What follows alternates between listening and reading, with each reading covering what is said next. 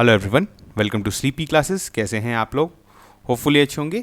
तो आज कवर करेंगे 5 मिनट्स में एक बहुत ही इंपॉर्टेंट न्यूज़ जो कि आपके एग्जाम पॉइंट ऑफ व्यू से काफ़ी इंपॉर्टेंट हो सकता है। तो यहाँ पर न्यूज़ क्या है कि गवर्नमेंट ने डिसाइड किया है कि अब हमारे यहाँ जितने भी फर्टिलाइजर सेल होंगे वो सिंगल ब्रांड नेम के अंदर सेल होंगे और उस ब्रांड का नेम क्या होगा? भारत। तो बेसिकली ये स्कीम है और इस स्कीम का नाम क्या है? One nation one fertilizer scheme. मतलब पूरे नेशन में जो है जितने भी फर्टिलाइजर्स बिकेंगे वो जो है सिंगल ब्रांड नेम के अंदर बिकेंगे। और ये कब से इंप्लीमेंट होने वाला है?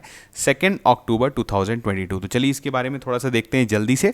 यहाँ पर है जो हमारे union minister of chemical and fertilizers Mansukh Mandaviya, उन्होंने एक प्रेस कॉन्फ्रेंस किया जिसमें इन्होंने अनाउंस किया कि गवर्नमेंट जो है ये स्कीम को इंप्लीमेंट करने वाली है। और इस बेसिकली स्कीम में क्या है कि all type of fertilizers will be sold in India under the name brand name Bharat. ठीक है। अब गवर्नमेंट जो है अपने ऑलरेडी जो फर्टिलाइजर सब्सिडी स्कीम उनका चल रहा है उसको भी रीनेम कर रही है और उसका नाम क्या है? प्रधानमंत्री भारतीय जनुर्वरक परियोजना, जिसको PMBJP भी बोलेंगे। तो अब ये जो स्कीम जो है फर्टिलाइजर सब्सिडी स्कीम, इसका नाम जो होगा वो ये PMBJP होगा। ठीक है। अब इसके बारे में थोड़ा सा और देखते हैं। यहाँ पर देखिए जो प्राइमरी जो फर्टिलाइजर्स जो इंडिया में बिकते हैं जो अब भारत ब्रांड के अंदर बिकेंगे वो क्या है? आपका भारत का यूरिया। ठीक है। भारत के नाम पे DAP जो आपको पता है डाई अमोनियम फॉस्फेट। उसके बाद आपको पता है भारत का MOP भी आएगा, जिसको जो फर्टिलाइजर जो म्यूरिएट ऑफ पोटाश जो हम लोग काफ़ी ज़्यादा यूज़ करते हैं। और एक NPK का जो कॉम्पोजिशन वाला जो फर्टिलाइजर्स होता है वो भी भारत ब्रांड के अंदर बिकेगा। तो ये सारे फर्टिलाइजर्स जो है आगे आपको इसी तरह के डिज़ाइन के जो है आप देखेंगे सैक में आपको मिलेगा। तो अब पूरी तरह से इंडिया में एक ही बस फर्टिलाइजर एक ही ब्रांड चलने वाला है, दैट इज़ भारत। अब इसके बारे में है कि गवर्नमेंट ने ऐसा क्यों डिसीजन लिया कि वो सारा कंपटीशन ही खत्म कर दे रही है, कंपनी नेम बिल्कुल हट जाएगा।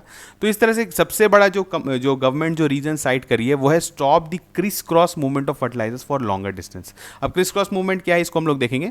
और दूसरा क्या बोल रही है कि यहाँ से जो है लॉजिस्टिक्स कॉस्ट जो है वो काफ़ी घट जाएगा और अवेबिलिटी ऑफ फर्टिलाइजर जो रहेगा वो फार्मर्स को थ्रू आउट द ईयर रहेगा। अब इसके पीछे अब ये मतलब भारत ब्रांड नेम देने से ऐसा क्यों होगा हम लोग देखते हैं। देखिए होता क्या है, जैसे क्रिप्को एक कंपनी है क्रिप्को जो कि प्रोड्यूस करती है फर्टिलाइजर प्रोडक्ट उत्तर प्रदेश में। ठीक है। वो उत्तर प्रदेश में उसका मैन्युफैक्चरिंग प्लांट है, लेकिन उसका जो डिस्ट्रीब्यूशन है वो मैक्सिमम राजस्थान में।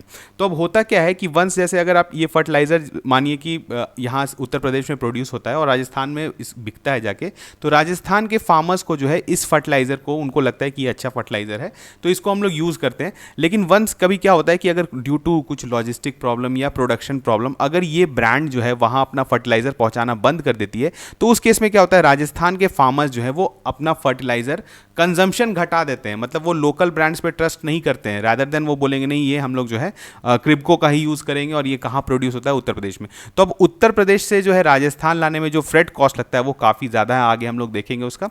तो ये एक तरह से हो सकता है कि फार्मर का चॉइस बन जाता है कि हम इसी कंपनी का यूज़ करेंगे।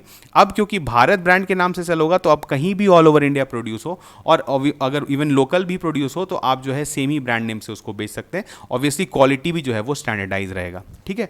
दूसरा भी एक एग्जांपल देखिए, जैसे एक Chambal fertilizer and chemical limited एक कंपनी है जो कि प्रोड्यूस करती है फर्टिलाइजर इन राजस्थान और डिस्ट्रीब्यूट करती है इन Uttar Pradesh. Again same problem है, प्रोडक्शन कहीं हो रहा है और उसका यूज जो है वो फार्मर्स किसी दूसरे स्टेट के कर रहे हैं। तो एक चॉइस बन जाता है जिसकी वजह से फ्रेट कॉस्ट काफ़ी बढ़ता चला जाता है। और देखते हैं कि ये सब्सिडी जो फ्रेट कॉस्ट जो आता है वो सब्सिडी का एक बहुत बड़ा पार्ट है।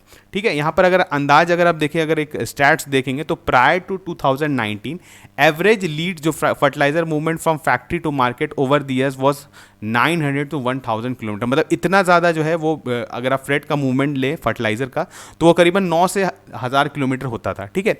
और इसमें अगर गवर्नमेंट की जो है सब्सिडी की बात करें तो over average during 2019-20 government was paying freight subsidy for the movement of fertilizer for rupees 19.03 crore per lakh metric ton LMT। ठीक है। और जो कि घट के, क्योंकि धीरे धीरे इसको घटाया जा रहा है, घट के अभी 11.59 आया और गवर्नमेंट जो है इसको मतलब उनका टारगेट है कि ये जो फ्रेट का जो मूवमेंट है इसको घटा के 500 किलोमीटर कर देना है। ठीक है। तो गवर्नमेंट ये डिसाइड करिए क्योंकि उनका जो फर्टिलाइजर सब्सिडी, आपको पता है सब्सिडी का एक बहुत बड़ा पार्ट जो है गवर्नमेंट का वो फर्टिलाइजर में जाता है और उसमें भी बहुत बड़ा एक पार्ट जो है वो आपके जो है फ्रेट मूवमेंट में चला जाता है। तो इसको मिनिमाइज करने से गवर्नमेंट एक तरह से अपना जो एक तरह से सब्सिडी बर्डन को घटा रही है।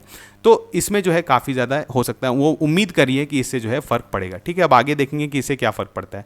जो दूसरे जो स्टेक होल्डर है इसमें कौन है? आपके जो फर्टिलाइजर कंपनी है। ठीक है। तो इनका कहना है कि इनका इंसेंटिव बिल्कुल खत्म हो जाएगा क्योंकि अगर इनका ब्रांड ब्रांड नेम ही नहीं फेमस होगा। अगर आज हम एक फर्टिलाइजर कंपनी खोल रहे हैं और हम एक अच्छा प्रोडक्ट बना रहे हैं तो फिर हमारे मार्केट में हमको सेम ब्रांड से ही बेचना पड़ेगा भारत, तो हम मेरा ब्रांड वैल्यू कभी नहीं बढ़ेगा। तो इस तरह से क्या होगा कि फर्टिलाइजर इंडस्ट्री जो है वो धीरे धीरे डाई आउट भी हो सकती है। लेकिन इसको हम लोग आगे देखेंगे कि गवर्नमेंट ने कुछ सोच समझ के ये डिसीजन लिया होगा, तो इसमें जो भी डेवलपमेंट होगा उसको हम लोग आगे कवर करेंगे। ठीक है, तो चलिए मिलते हैं नेक्स्ट लेक्चर में, तब तक थैंक यू।